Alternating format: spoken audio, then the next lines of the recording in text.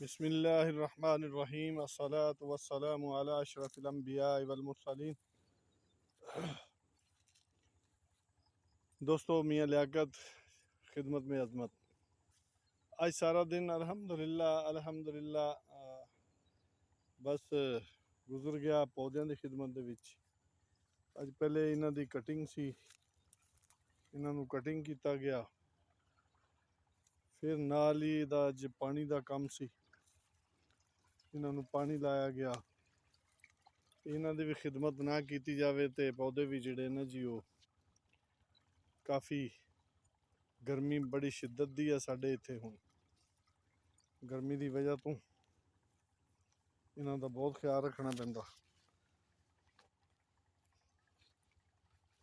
और पानी भी जिथे आम हालात दे विच पानी लगता है 3 घंटे 2 घंटे, उत्थे 5-6 घंटे एक एकड़ नूं पैण लग पैंदा। इलाका ही बेस के उत्ते बहुत फर्क पैंदा ना जी। ये साडा थल दा इलाका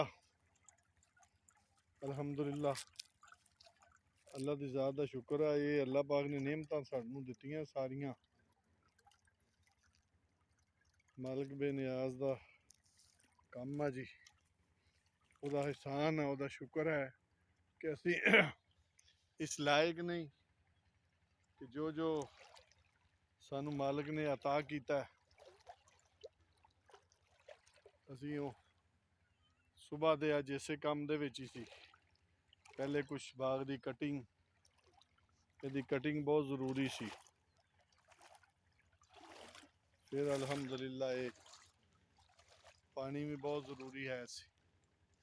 इन्हां दी कटिंग बहुत ज़रूरी है ना जी। इन्हां दी यह वाली फल जड़ा ना इनू ख़त्म करना, ये असी नहीं करांगे तो फिर यदी फल नहीं देगा। तो ये पौधों की अर्ज़ यही है कि खिदमत ना की जाए तो दोस्तों फिर तो ये भी कोई नहीं मिलती। लेकिन मालिक बेनियाज आ, जिंदी खिदमत करो उदा उस तो बढ़ चढ़ के कई गुना ज़्यादा अता करता। ये मालिक दा बड़ा करम है। ये साड़ी जिंदगी का एक बहुत मेन हिस्सा पौधे। जो तुसी देखोगे इन्हों लाइना, ये बहुत बड़ा साड़ी जिंदगी दे विच रोल आ पौधों का। इस वास्ते असी तो फिर साडा काम खिदमत करना, तो मालिक दा काम इन्हां दे उत्ते मेहरबानी करनी, इन्हां दे विच बरकत देनी। अल्लाह दी ज़ात बरकत देने वाली है।